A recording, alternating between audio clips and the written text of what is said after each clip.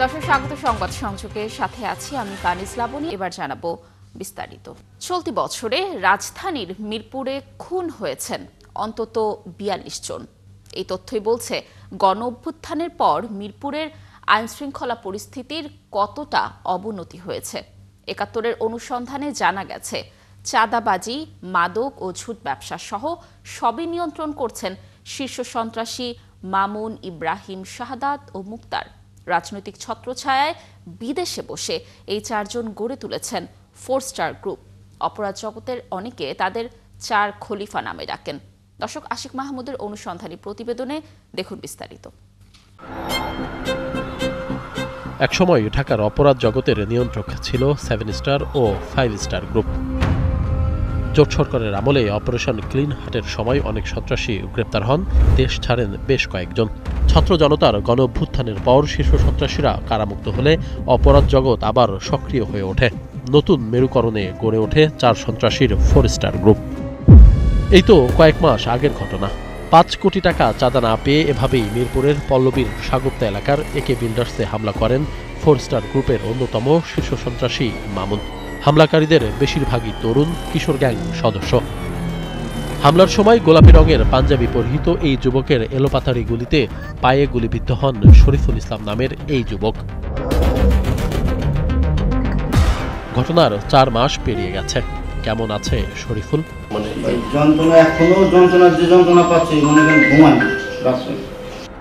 ঘরবন্দি জীবন তার, আয় উপার্জনও বন্ধ। নিরুপায় শরীফুল চাইলেন সন্ত্রাসীদের বিচার। চাই যে যারা দেশে যারা চাঁদাবাজি করে তাদের বিচার আমি চাই, তাদের দেশটা ভালো থাকে। সন্ত্রাসী ও চাঁদাবাজদের এমন তাণ্ডব মিরপুর এলাকার এখনকার নিত্যদিনের ঘটনা। এই যেমন ৩০ লাখ টাকা চাঁদা না পেয়ে ভাসান টেকে বেলায়েত হোসেন নামের একজনের বাড়িতে এভাবেই কয়েক দফা হামলা চালায় কিলার ইব্রাহিম বাহিনীর সদস্যরা। ভেঙে গুড়িয়ে দেয় টিন শেড এই বাড়িটি। কিছুদিন আগেও এখানে 18টি টিন শেডের ঘর ছিল। জমির মালিকের থেকে চাঁদা না পেয়ে সেই ঘরগুলো এভাবেই ভেঙে গুড়িয়ে দিয়েছে সন্ত্রাসীরা, মিশিয়ে দিয়েছে মাটিতে। আর এখন এই জমি দখলের পায়তারা করছে তারা। শুধু এই একটি জমি না, আশপাশের বহু জমি ঠিক একইভাবে ভেঙে গুড়িয়ে দখল করে নিয়েছে চক্রটি। ভুক্তভোগীরা জানায় ফ্রান্স থেকে শীর্ষ সন্ত্রাসী কিলার ইব্রাহিম ফোন করে ৩০ লাখ টাকা চাঁদা দাবি করেছিল। কিলার ইব্রাহিম ফোন দিয়েছিল, আমার ৩০ লাখ টাকা চাঁদা চাইছিল। আমি বললাম যে বাবা, আমি চাকরিজীবী মানুষ, আমি চাঁদা দেওয়া সম্ভব না, আর কি এনে দিব। এগুলো নিয়ে ২-৩ দিন বার্গেনিং হয়েছে। ও বলতেছে টাকা দেওয়া লাগবে, না দিলে এখানে বাড়ি 10 তলা করলেও বাড়ি থাকবে না। টানা কয়েকদিন ধরে এই হামলার ঘটনা চললেও ভাসানটেক থানা পুলিশ ছিল নির্বিকার। অভিযোগ এই ভুক্তভোগীর। ওসি তাদের পক্ষে সম্পূর্ণ কাজ করে, তাদের পক্ষে। এর মধ্যে ওই বাউন্ডারি করতে গেছি, আর আমার সাইনবোর্ড নিয়ে গেছে। আমি একটা অভিযোগ করতে গেছি, ওই যে কালা ইব্রাহিমের নাম দিছি, রনির নাম দিছি, এদের নাম দিলাম আরও উল্টা ওসি আমার দমক টমক দেয়। প্রশাসন এটার সাথে জড়িত, প্রশাসন এটার সাথে জড়িত না থাকলে এই সমস্ত কাজ করতে পারে না। শুধু ছিনতাই, চাঁদাবাজি, দখলদারিত্ব নয়, সন্ত্রাসীদের মদদে মাদকের রমরমা কারবারও চলছে মিরপুরে। এই তো গত ২৭ সেপ্টেম্বর মাদক কারবারিতে বাধা দেয় মামুন নামের এই যুবককে বাসা থেকে ডেকে নিয়ে কুপিয়ে জখম করে কুরবান ও আশিক বাহিনীর সদস্যরা। এরা মুক্তার ও শাহাদাতের অনুসারী। আশিক কুরবান ওরা, হ্যাঁ, ওরা আপনার ৫০-৬০ জন গ্রুপ নিয়ে আসছিল আমার স্বামীরে মারার জন্য। কুরবানের পার্টি যারা সন্ত্রাসী, যারা চাঁদাবাজি করে বা যারা মাদক ব্যবসা করে, ওরা অসুবিধা মামুনেই যে মামুনের জন্য তোর জন্য আমরা কিছু ব্যবসা করতে পারতেছি না, করে সরাই বলামো, করে মাইরা বলামো। স্বজনদের অভিযোগ, এই ঘটনায় উল্টো মামুনকেই গ্রেপ্তার করে পল্লবী থানা পুলিশ। পলাতক মামলা করে আইছে, আবার ভিড়া মিছা কথা ডাক্কা নিয়া এনকার নেতা মেতারা ডাকায় নিয়া তারপর আমার ছেলেরা এই রক্ত পানি শুদ্ধ মন করে আবার হ্যান্ডকাপ করাই দিছে। মিরপুরের চাঁদাবাজ ও সন্ত্রাসীরা কতটা বেপরোয়া এবার তার একটি চিত্র দেখাবো আপনাদের। পুলিশ সূত্রে জানা গেছে চলতি বছরে জানুয়ারি থেকে এখন পর্যন্ত শুধু মিরপুর জোনে হত্যার শিকার হয়েছে অন্তত ৪২ জন। এর মধ্যে শুধু পল্লবীতেই খুন হয়েছে ১৫ জন। প্রশ্ন হচ্ছে, কোন শক্তির বলে মিরপুরের সন্ত্রাসীরা এত বেপরোয়া? উত্তর খুঁজতে অনুসন্ধানে নেমে মিলেছে চাঞ্চল্যকর তথ্য। জানা গেছে মিরপুরের শীর্ষ সন্ত্রাসী মামুন ওরফে ধ ব্লকের মামুন কিলার ইব্রাহিম, শাহাদাত ও সিন্ডিকেট মুক্তার। এই 4 জন মিলে গড়ে তুলেছে 4 স্টার গ্রুপ। 4 জনই বিদেশে বসে গোটা মিরপুরকে 4 ভাগে ভাগ করে চালাচ্ছেন তাদের অপরাধ সাম্রাজ্য। এর মধ্যে মামুনের নিয়ন্ত্রণে মিরপুর 12, পল্লবী, বাউনিয়া ও সাগুপ্তা। ইব্রাহিমের রাজত্ব মিরপুর 13, 14, ভাসানটেক ও কালশী। শীর্ষ সন্ত্রাসী কালা জাহাঙ্গীরের প্রধান সহযোগী শাহাদাতের দখলে আছে মিরপুর 1, 2, 6 ও 7। মিরপুর 10 ও 11তে দাপট মুক্তারের। এসব এলাকার চাঁদাবাজি, মাদক কারবার থেকে শুরু করে হেন কোনো অপকর্ম নেই যা তারা করছেন না, যদিও এসব নিয়ে ভয়ে কেউ প্রকাশ্যে কথা বলতে চান না। যদি কেউ চাঁদা না দেয়, কারো বাসায় গুলি করে, কারো হাত পায়ে দেখা যায় ছুরি দিয়ে পোষ মারে, ওদেরকে চাঁদা না দিয়ে কেউ বাড়ি করতে পারে না। বর্তমানে তারা এমন একটা সিন্ডিকেট বানিয়ে ফেলছে, মানে ব্যবসায়িকরাও তাদের হাতে মানে নিরাপত্তা পাচ্ছে না। ওই যে মামুন বাহিনী, তারপর মুক্তার বাহিনী, হ্যাঁ, এরকম আরও 3-4টা বাহিনী আছে, তারা এইসব পরিচয় দিয়ে এরকম কাজকাম তারা বন্ধ করে দেয়। চাঁদাবাজি, মাদক টাদক সম্পূর্ণ তারা নিয়ন্ত্রণ করতেছে বর্তমানে। ফোন দিয়ে হুমকি দেয় এবং তারা সরাসরি লোক পাঠিয়ে ওইখানে কাজ অফ করে দেয়। 4 স্টার গ্রুপের গডফাদাররা বিদেশে থাকলেও দেশের মাটিতে তাদের কর্মকাণ্ড চালাচ্ছেন কারা? এই প্রশ্নের উত্তরও খুঁজেছি আমরা। জানা গেছে সন্ত্রাসী মামুন মালয়েশিয়া থাকেন। মামুনের সাম্রাজ্য দেখভাল করেন তারই আপন বড় ভাই জামিল ও আপন ছোট ভাই মশিউর। তার হয়ে আরও কাজ করেন দেলোয়ার হোসেন রুবেল, রফিকুল, নাটা আলমগীর, কালামুতালেব, রাজন, সানি, ভাগ্নে মামুন, সোহেল, কায়েস।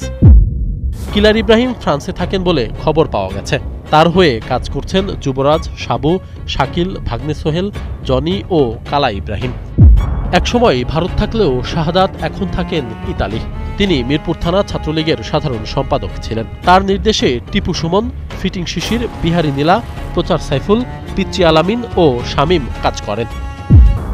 মুক্তার কখনো ভারত, কখনো নেপাল থাকেন বলে শোনা যায়। যুবলীগের রাজনীতির সাথে যুক্ত মুক্তারের সন্ত্রাসী কর্মকাণ্ড চালাচ্ছেন হাড্ডি সোহাগ, নওশাদ, আশিক, টাসা শরীফ, এলেক্স জুয়েল, শুটার জাকির, তপু, আলামিন, রকি, ছোট রাকিব, শাহপরান, মিঠুসহ আরও অনেকে। শীর্ষ সন্ত্রাসীদের মধ্যে অনেকেই রাজনৈতিক পরিচয় ব্যবহার করে অপরাধের মাত্রা বাড়িয়েছেন। কিলার ইব্রাহিম ও মামুন বিএনপির রাজনীতির সাথে যুক্ত, তাদের পদও আছে। মিরপুর জুড়ে বিএনপি নেতাদের ছবি ব্যবহার করে বড় বড় ব্যানার ঝুলিয়েছেন তারা। এসব সন্ত্রাসীদের বিষয়ে কি ভাবছে বিএনপি? দলের নাম ভাঙিয়ে যারা এই ধরনের অপকর্ম সাথে জড়িত, তাদের ভবিষ্যতে দল করার বা দলের কোথাও কোনো থাকার কোনো সুযোগ নেই। আমাদের হাতে বেশ কিছু অভিযোগ আসছে এবং আমরা এটার সত্যতা যাচাই বাছাই করে ইনশাল্লাহ এটা দ্রুত সময়ের ভিতরে আমরা ব্যবস্থা নিব, যে যারা বিদেশে থেকে যারা দলের পদ ব্যবহার করে বা দলের পদের নাম ব্যবহার করে যারা অপকর্ম করছে, তাদের বিষয়ে আমরা যেটা সঠিক যাচাই বাছাই করে তদন্তের মাধ্যমে সেটা আমরা ব্যবস্থা নিব ইনশাল্লাহ দ্রুত সময়ের ভিতরে। এত অপরাধ কি করছে মিরপুর জোনের পুলিশ জানতে চেয়েছিলাম থানার ওসিদের কাছে, তবে কেউ ক্যামেরার সামনে কথা বলতে রাজি হননি। সর্বশেষ ডিসি জানালেন চিহ্নিত এসব সন্ত্রাসীদের দ্রুত গ্রেপ্তার করা হবে। কেউ এখানে চাঁদাবাজি করে বা মাদক কারবারি করে এখান থেকে নিস্তার পাওয়ার কোনো সুযোগ নেই। আমরা আমাদের কর্মকাণ্ডগুলো অব্যাহত রেখেছি, আশা করি আমরা সবকিছু আমাদের নিয়ন্ত্রণে রাখতে পারব। চিহ্নিত সন্ত্রাসীদের দ্রুতই গ্রেপ্তার করে জনমনে শান্তি ফেরানো হবে। আইন শৃঙ্খলা বাহিনীর এই আশ্বাস কি শুধু আশ্বাসের বাণীতেই সীমাবদ্ধ থাকবে, নাকি বাস্তবে জনগণ তার প্রতিফলন দেখবে, সেটাই এখন দেখার অপেক্ষা। আশিক মাহমুদ, 71, মিরপুর, ঢাকা। সিলেট ঢাকা ও সিলেট কক্সবাজার রুটে নতুন ট্রেন চালু, টিকিট কালোবাজারি রোধ ও রেলপথ সংস্কার সহ 8 দফা দাবিতে সিলেট বিভাগে রেলপথ অবরোধ কর্মসূচি চলছে। সকাল থেকে সিলেট বিভাগ জুড়ে এই কর্মসূচি পালন করছে 8 দফা দাবি আদায় বাস্তবায়ন কমিটি। গত 3 মাস ধরে শান্তিপূর্ণভাবে আন্দোলন করা হলেও কোনো ফল মেলেনি। বৃহস্পতিবার সন্ধ্যায় কুলাউড়া জংশন স্টেশনের ভিআইপি ওয়েটিং রুমে আন্দোলনকারীদের সঙ্গে রেলওয়ে কর্তৃপক্ষের বৈঠক হয়। বৈঠকে রেলওয়ে কর্তৃপক্ষ দাবি বাস্তবায়নের আশ্বাস দিলেও আন্দোলনকারীরা তা প্রত্যাখ্যান করে। এরপর সর্বাত্মক রেলপথ অবরোধ কর্মসূচির ডাক দেওয়া হয়। দাবি আদায় না হলে আরও কঠোর কর্মসূচির ঘোষণা দেয় আন্দোলনকারীরা। দর্শক, বিরতির আগে যেমনটি জানাচ্ছিলাম যে সিলেট ঢাকা ও সিলেট কক্সবাজার রুটে নতুন ট্রেন চালু, কালোবাজারি রোড ও রেলপথ সংস্কার সহ 8 দফা দাবিতে অবরোধ কর্মসূচি পালন করা হচ্ছে। এ বিষয়ে আরেকটু বিস্তারিত তথ্য আপনাদেরকে জানানোর চেষ্টা করব। আমাদের সাথে যুক্ত হবেন আমাদের সহকর্মী ফারুক মিল্লাত। ফারুক, নিশ্চয়ই শুনতে পাচ্ছেন আমাকে। রেলপথ অবরোধের কারণ কি বলছেন আন্দোলনকারীরা, আর রেল কর্তৃপক্ষের সাথে তাদের একটি আলোচনার কথাও আমরা শুনছিলাম। এর সর্বশেষ কি আপডেট রয়েছে এবং প্রশাসন কোনো ধরনের কোনো ব্যবস্থা নিয়েছে কিনা জানাবেন। লাবণী, আপনাকে ধন্যবাদ। আপনি জানেন যে 8 দফা দাবিতে আজকে সিলেট বিভাগে যে অবরোধ, রেল অবরোধ চলছে। বিশেষ করে ঢাকা সিলেট এবং ঢাকা চট্টগ্রাম নতুন দুটি রেল লাইন, নতুন দুটি ট্রেন চলাচল, নতুন দুটি ট্রেনের দাবিতে, পাশাপাশি হচ্ছে টাঙ্গুয়ার এক্সপ্রেস ট্রেন সেটি চলাচল এবং পুরনো লাইনটি নতুন করে সংস্কার করা এবং কালোবাজারি ট্রেনের যে টিকিট কালোবাজারি সেটি দূর করার জন্য মূলত আন্দোলন। সকালে আমি এখানে 7টায় এসেছি, 7টা থেকে দেখতে পাচ্ছি সকাল 10টা থেকে মূলত শুরু হয়েছে মূল আন্দোলন। পাশাপাশি হচ্ছে গিয়ে কিছুক্ষণ আগে সকাল 8:30টায় কালনী এক্সপ্রেস ট্রেন ঢাকার উদ্দেশ্যে চলে গেছে। তবে পারাবত এক্সপ্রেস ইতিমধ্যে শায়েস্তাগঞ্জ পর্যন্ত এসে পৌঁছেছে, এখনো এদিক থেকে ঢুকে নাই। পাশাপাশি কুলাউড়া তো একই দাবিতে আন্দোলন চলছে শমশাননগর এবং ভানুগাছ রেল স্টেশনে। আপনারা দেখতে পাচ্ছেন পিছনটায় যে আন্দোলনকারীরা ইতিমধ্যে তারা বিভিন্ন স্লোগান দিচ্ছেন এবং পাশাপাশি আইন শৃঙ্খলা বাহিনীর সদস্য যারা আছেন তারাও ইতিমধ্যে রেলের যারা নিরাপত্তাকর্মী তারাও স্টেশনে অবস্থান করছেন। পাশাপাশি আমি এখানে এসে র্যাবের সদস্যকেও দেখতে পেরেছি। আর পাশাপাশি তারা যেটা জানিয়েছেন সেটা হচ্ছে সরকারের কাছে তারা দাবি জানিয়েছেন, কিন্তু তারা দাবি পূরণ না হওয়ায় তারা মূলত এই অবরোধের ডাক দিয়েছেন আজকে 1 নভেম্বর বিকেল 5টা পর্যন্ত। সব কিছু মিলিয়ে এখন পর্যন্ত অপ্রীতিকর কোনো ঘটনার খবর পাওয়া যায়নি। সিলেট থেকে একটি ট্রেন পাহাড়িকা এক্সপ্রেস ছাড়ার কথা, এখনো সেটা ছাড়া যায়নি, মানে সিলেট থেকে ছাড়েনি। আর পারাবত এক্সপ্রেস ট্রেন যেটি শায়েস্তাগঞ্জে এই মুহূর্তে আটকে আছে। লাবণী। ফারুক, ধন্যবাদ আমাদের সাথে যুক্ত থাকার জন্য। নিশ্চয়ই প্রশাসনী বিষয়ে একটি আশু সমাধানে পৌঁছাবে, আমরাও সেই আশা করছি। দর্শক, যেমনটি বলছিলাম যে সিলেট ঢাকা ও সিলেট কক্সবাজার রুটে নতুন ট্রেন চালুর ব্যাপারে অবরোধ চলছে, আসলে সেই বিষয়ে সর্বশেষ তথ্য জানানোর চেষ্টা করছিলাম। প্রতিষ্ঠার পর প্রথমবারের মতো জগন্নাথ বিশ্ববিদ্যালয়ে অনুষ্ঠিত হতে যাচ্ছে ছাত্র সংসদ নির্বাচন। ইতিমধ্যে নিয়োগ দেওয়া হয়েছে 5 সদস্যের নির্বাচন কমিশন। তারা জানান শিগগিরই তফসিল ঘোষণা করা হবে। নির্বাচনের খবরে বেশ উচ্ছ্বসিত শিক্ষার্থীরা। মামুন হোসাইনের প্রতিবেদন। 2005 সালে প্রতিষ্ঠা হয় জগন্নাথ বিশ্ববিদ্যালয়। প্রতিষ্ঠার পর এই প্রথম হতে যাচ্ছে জকসু নির্বাচনকে কেন্দ্র করে ইতিমধ্যেই শিক্ষার্থীদের মধ্যে শুরু হয়েছে উৎসাহ উদ্দীপনা। প্রায় 2 দশক পর ঢাকার পুরনো অংশে অবস্থিত জগন্নাথ বিশ্ববিদ্যালয়ের শিক্ষার্থীদের মধ্যে বইছে নির্বাচনী হাওয়া, যেখানে ভোটারের সংখ্যা 17,000-এরও বেশি হতে পারে। বিগত 1 মাস 2 মাস 6 মাসের ব্যাকগ্রাউন্ড দেখে যদি আমরা জাজ করে শিক্ষার্থী প্রতিনিধি নির্বাচন করি, সেক্ষেত্রে আমাদের শিক্ষার্থীদের জন্য সেটা খুব চ্যালেঞ্জিং একটা বিষয় হয়ে যেতে পারে। কেন্দ্রীয় ছাত্র সংসদের যে দায়িত্বশীল প্রতিনিধিগণ থাকবে তাদের কাছে আমাদের একটাই দাবি থাকবে যে খুব দ্রুত যাতে জগন্নাথ বিশ্ববিদ্যালয়ের আবাসিক সমস্যাটার সমাধান হয়। আমাদের যে সংকট, যেমন আবাসন সংকট, ক্যাফেটেরিয়াতে খাদ্য সমস্যার অনেক সময় হয়, এছাড়াও পরিবহন সমস্যা আমাদের আছে।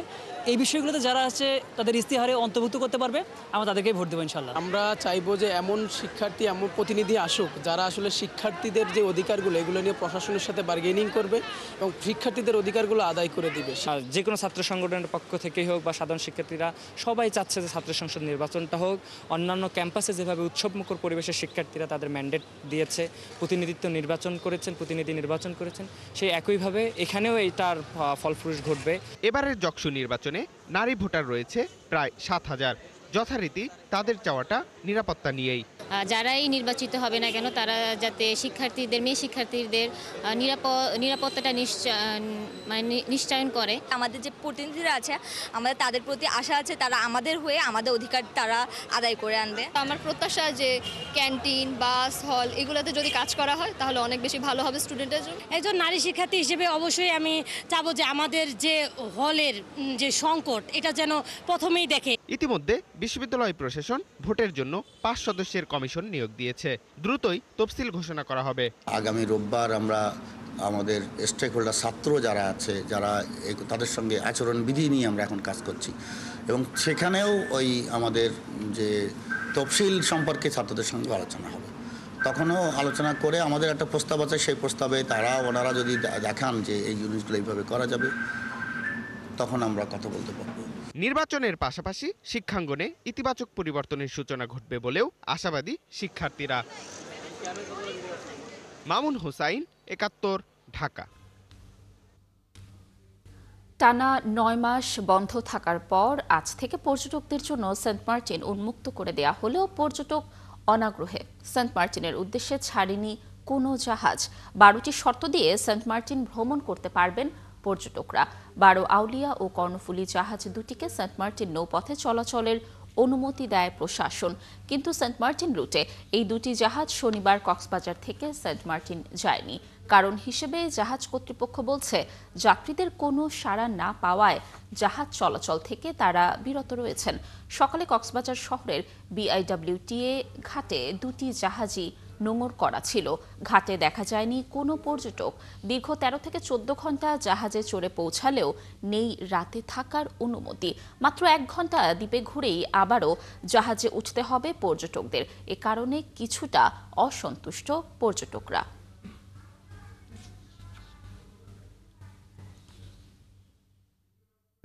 চালু হয়েছে খুলনার নতুন কারাগার। ১০০ কয়েদি নিয়ে যাত্রা শুরু করেছে নতুন এ কারাগারটি।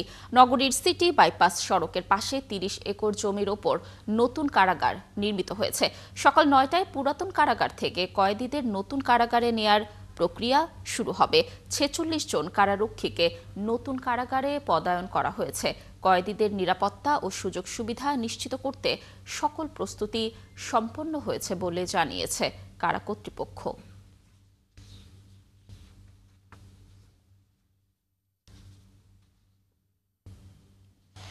ঐতিহ্যবাহী হলিক্রস কলেজ উদযাপন করছে কলেজের ৭৫ বছর পূর্তি। ১৯৫০ সালে এই দিনে মাত্র ৫ জন শিক্ষার্থী নিয়ে যাত্রা শুরু করা কলেজটি আজ দেশ ছাড়িয়ে নারী শিক্ষার মাইলফলক হয়ে রয়েছে। দিনব্যাপী আয়োজনে বর্ণাঢ্য র্যালিতে কলেজ প্রাঙ্গণ হয়ে ওঠে রঙিন। বেলুন ও পায়রা উড়িয়ে শুভ সূচনা হয় এই মাহেন্দ্রক্ষণের। এ সময় অতিথি হিসেবে ছিলেন কলেজের পরিচালনা পর্ষদের সভাপতি আর্চবিশপ বিজয় এনডি ক্রুজ। যোগ দেন কলেজের প্রাক্তন ও বর্তমান শিক্ষার্থীরা। বছরব্যাপী আয়োজনের সমাপ্তি হবে ২০ ডিসেম্বর ৩ দিনের আরও একটি বর্ণাঢ্য আয়োজনে।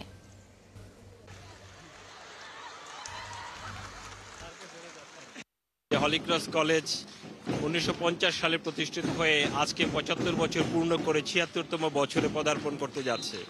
বাংলাদেশে নারী শিক্ষায় অগ্রণী ভূমিকা পালন করে যাচ্ছে হলিক্রস কলেজ। ৭৫ বছর ধরে হলিক্রস যেই শিক্ষা এবং আদর্শকে নিয়ে চলেছে, এই আদর্শটা আশা করি সামনের দিনগুলোতে আমরা সবার কাছে পৌঁছে দিতে পারবো। হলিক্রস কলেজ এর তুলনা শুধু হলিক্রস কলেজই, এবং অত্যন্ত নিবেদিতভাবে সুশিক্ষা, সুন্দর মূল্যবোধ শিক্ষা দিয়ে যাচ্ছে।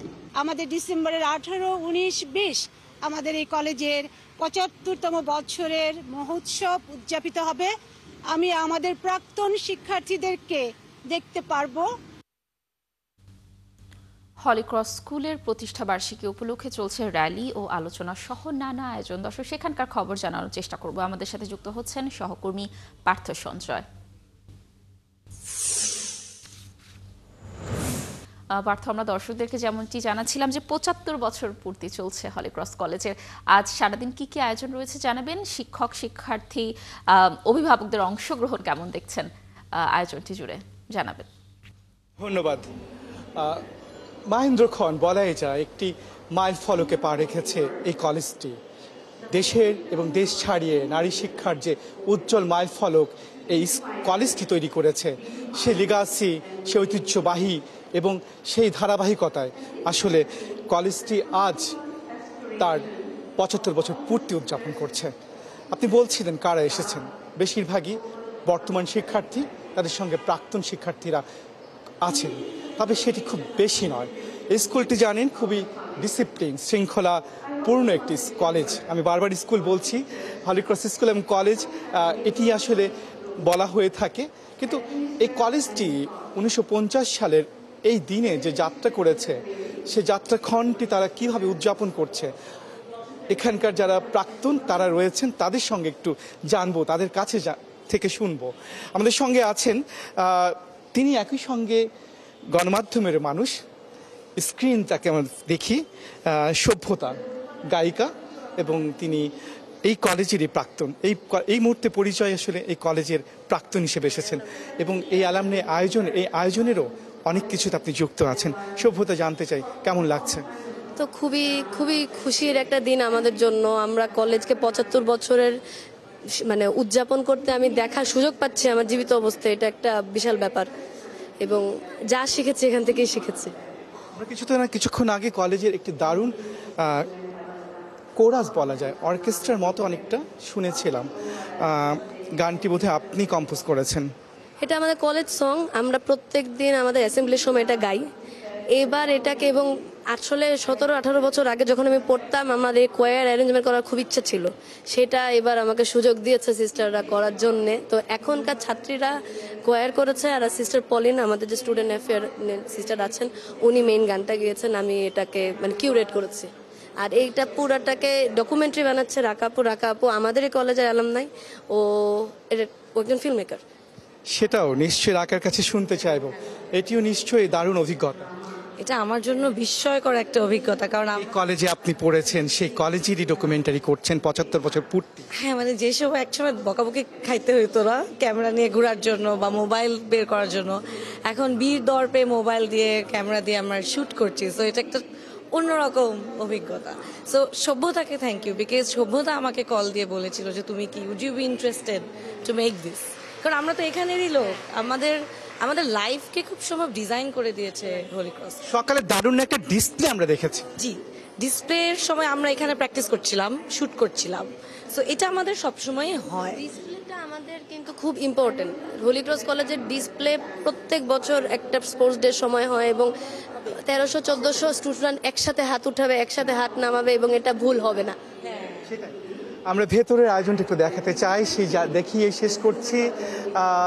এবং কথা বলছেন সিস্টার পুষ্প তেরেজা গোমেজ, এবং এই আলোচনা অনুষ্ঠান এবং তারপরে আসলে মধ্যাহ্ন বিরতির মধ্যে দিয়ে শেষ হবে। পার্থ, ধন্যবাদ আমাদের সাথে যুক্ত থাকার জন্য। আপনি থাকুন সেখানে, নিশ্চয়ই সারাদিনের যেই আয়োজনগুলো থাকবে আমরা আপনার মাধ্যমে বিভিন্ন তথ্য দর্শকদেরকে জানানোর চেষ্টা করব।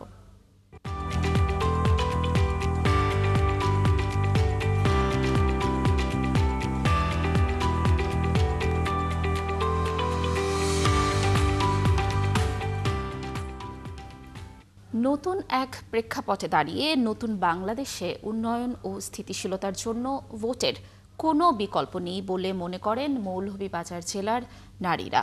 সেই সাথে চা শিল্পাঞ্চল আর পর্যটন সমৃদ্ধ এই জেলায় শিক্ষাক্ষেত্রে আরও গুরুত্ব দেবার কথা বলছেন তারা।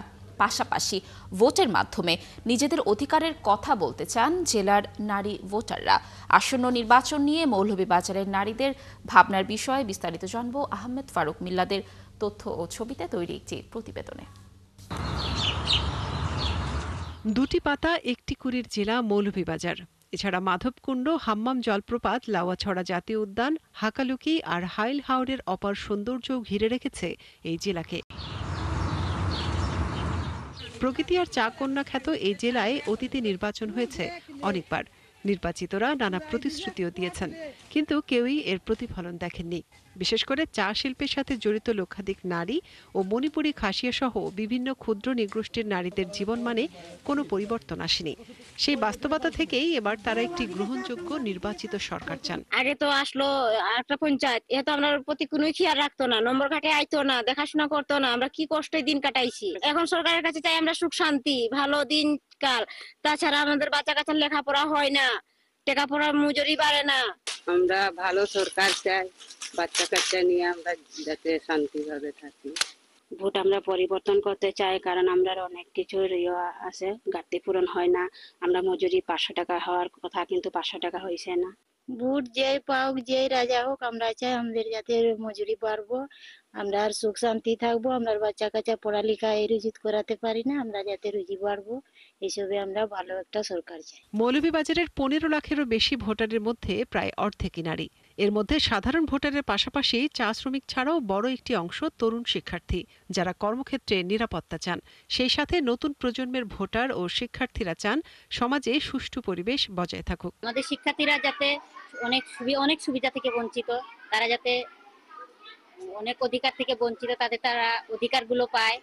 শিক্ষা থেকে যে তারা ঝরে পড়েছে, আমরা চাই নতুন বিদ্যালয় প্রতিষ্ঠিত হোক আমাদের বাগানগুলোতে। বিদ্যালয় খুবই কম। আমরা এরকম একজন প্রতিনিধি চাই, এমপি চাই, যিনি আমাদের প্রাপ্য অধিকারটা আমাদের দিতে পারেন। আমাদের মৌলভীবাজারের মধ্যে একটা মেডিকেল কলেজ নাই সরকারি, তারপর একটা পাবলিক ইউনিভার্সিটি নাই, যাতে ওনারা মানে এইদিকে একটু খেয়াল রাখেন আর কি। শিক্ষা ক্ষেত্রে উন্নয়ন চাই, আর নারীদের চলাফেরার বিষয়ে নিরাপত্তা চাই। ভালো একটা সরকার চাই, যাতে আমাদের চলাফেরার মধ্যে অসুবিধা না হয়, সুযোগ সুবিধা সবকিছু ভালোভাবে চলতে পারে। আর পর্যটন ব্যবসার সাথে জড়িত নারীরা দাবি করেন সংঘাতমুক্ত একটি ভালো নির্বাচনের। সেই সাথে নারী বান্ধব কর্মপরিবেশ চান নিজেদের যোগ্যতা প্রমাণের জন্য। যিনি আমাদের সকল দিক থেকে সাহায্য করে এবং পর্যটকের দিক দিয়ে যেন একটু বিশেষভাবে নজর রাখেন, এতে আমরা নারীরা যেভাবে কাজ করতেছি এখানে যেন একটু স্বাচ্ছন্দ্যভাবে কাজ করতে পারি। আমরা যারা পর্যটনের সাথে জড়িত নারীরা আছি, তাদের যে কাজের পরিবেশ সেটা যেন নিরাপত্তায় এবং সুষ্ঠু সুন্দর হয়, সে বিষয়টি যেন যিনি নির্বাচিত হবেন তিনি ভালোভাবে দেখেন। মৌলভীবাজার জেলার 4টি আসনে মোট ভোটার সংখ্যা 15,96,762 জন, যার মধ্যে নারী ভোটার রয়েছেন 7,84,686 জন। ইতালিতে প্রবাসী বাংলাদেশিদের মাঝে আসন্ন জাতীয় সংসদ নির্বাচন উপলক্ষে রোম মহানগর বিএনপি আয়োজিত একটি গণসংযোগ কর্মসূচি অনুষ্ঠিত হয়েছে। দর্শক, বিস্তারিত লাবণ্য চৌধুরীর রিপোর্টে। প্রবাসীদের প্রথম ভোট ধানের শীষের পক্ষে হোক, এই স্লোগানকে সামনে রেখে আসন্ন জাতীয় সংসদ নির্বাচনে বাংলাদেশ জাতীয়তাবাদী দল বিএনপিকে ভোটের মাধ্যমে বিজয়ী করতে রোম মহানগর বিএনপি দিনব্যাপী একটি গণসংযোগ কর্মসূচির আয়োজন করে। প্রবাসীদের অনলাইনে ভোটের অংশগ্রহণে উৎসাহিত করা এবং ধানের শীষের পক্ষে জনমত গঠনের লক্ষ্যে নেতাকর্মীরা এই সময় বিভিন্ন ব্যবসা প্রতিষ্ঠানগুলোতে যান এবং বিএনপির ভারপ্রাপ্ত চেয়ারম্যান তারেক রহমান ঘোষিত রাষ্ট্র কাঠামো মেরামতের 31 দফার লিফলেটগুলো বিতরণ করেন। এই সময় সংক্ষিপ্ত বক্তব্যে নেতৃবৃন্দরা জনগণের ভোটাধিকার পুনরুদ্ধার, গণতন্ত্র পুনঃপ্রতিষ্ঠার নিরসনে দেশে ও প্রবাসে সকলকে ঐক্যবদ্ধভাবে কাজ করারও আহ্বান জানান। লিফলেট বিতরণ করেছি। আমরা চেয়েছি যে আগামী রাষ্ট্রনায়ক তারেক রহমানের পক্ষে 31 দফা উনি কি বাস্তবায়ন কেন করতে চান সে ব্যাপারে ব্রিফ করেছি এবং ধানের শীষের পক্ষে ভোট দেওয়ার জন্য সবাইকে বিনীতভাবে অনুরোধ করছি। আগামী সুন্দর ফেসিবাদ মুক্ত বাংলাদেশ, যেখানে আমরা সুন্দরভাবে বসবাস করতে চাই, যেখানে যেই দেশে অর্থনৈতিক সমৃদ্ধি, সকল কিছু বাণিজ্যিক সমৃদ্ধি, মানুষের জীবনমাত্রার উন্নয়ন হবে, এই মর্মে আমরা প্রচারণা চালাচ্ছি এবং আমরা সবাইকে আহ্বান জানাচ্ছি বিএনপি ধানের শীষে ভোট দিয়ে বিএনপিকে জয়যুক্ত করার জন্য এবং আগামীতে বাংলাদেশে তারেক রহমানকে প্রধানমন্ত্রী করার ব্যাপারে আমরা মানুষের কাছে ভোট চাচ্ছি। লাবণ্য চৌধুরী, ৭১। মুন্সিগঞ্জ জেলার ধলেশ্বরী নদীতে শুরু হয়েছে 21তম জাতীয় দূরপাল্লা সাঁতার প্রতিযোগিতা। বাংলাদেশ সুইমিং ফেডারেশনের ব্যবস্থাপনায় এবং বাংলাদেশ নৌবাহিনীর পৃষ্ঠপোষকতায় অনুষ্ঠিত হচ্ছে এই প্রতিযোগিতা। এবারের প্রতিযোগিতায় সারা বাংলাদেশ থেকে পুরুষ বিভাগে 23 জন এবং মহিলা বিভাগে 12 জন সাঁতারু অংশগ্রহণ করছে। প্রতিযোগিতায় পুরুষ ও মহিলা বিভাগে প্রথম স্থান অর্জনকারী সাঁতারুকে 20,000, দ্বিতীয় স্থান 15,000, তৃতীয় স্থান 10,000, চতুর্থ স্থান 7,000 ও পঞ্চম স্থান অর্জনকারীকে 5,000 টাকার আর্থিক পুরস্কার দেওয়া হবে। মুন্সিগঞ্জ লঞ্চঘাট টার্মিনাল সরণিতে প্রতিযোগিতার সমাপনী অনুষ্ঠানে প্রধান অতিথি হিসেবে উপস্থিত থাকবেন নৌবাহিনী প্রধান ও বাংলাদেশ সুইমিং ফেডারেশনের সভাপতি অ্যাডমিরাল এম নিজমুল হাসান।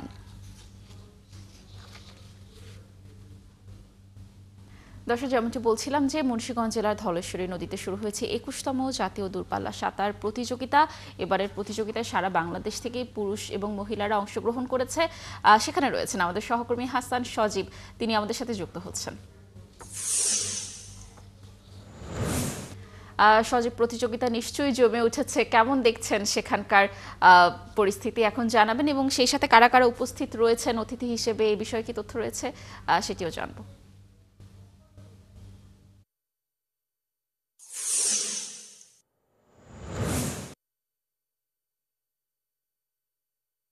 লাবণী, প্রথমে আমি আসলে আমার পেছনে দৃশ্য দেখাতে চাই যে গ্রাম বাংলায় সাঁতার কিন্তু বেশ জনপ্রিয় এবং সাঁতার কিন্তু বাংলাদেশের অন্যতম যদি বলা হয় একটা জনপ্রিয় খেলার কাতারে পড়ে এবং বহুদিন পর এই ধরনের প্রতিযোগিতা মানুষের মন কেড়েছে। আমরা জনে জনে দেখতে পাচ্ছি যে সাঁতারুরা কিন্তু একে একে এই লাইন ক্রস করছে, তারা ফিনিশ করছে এবং মানুষ যারা উৎসুক জনতা রয়েছে তারা কিন্তু হাততালি দিয়ে তাদেরকে স্বাগত জানাচ্ছে। দারুণ একটা পরিবেশ। আপনি জানেন যে সকাল 9:30টার দিকে বক্তাবলী শীতলক্ষা নদীর সামনে থেকেই কিন্তু পুরুষদের সাঁতার প্রতিযোগিতা শুরু হয়, 10 কিলোমিটার দূরপাল্লার সাঁতার, এবং তার 3 কিলোমিটার পর থেকে নারীদের সাঁতারটা শুরু হয়েছে। যদি বলা হয় যে সাঁতারের কিন্তু উপকারিতা কিন্তু বলে শেষ করা যাবে না এবং প্রত্যেকে এখানে যারা এসেছেন প্রত্যেকে বলছেন যে এই সাঁতার দেখে আমি আমার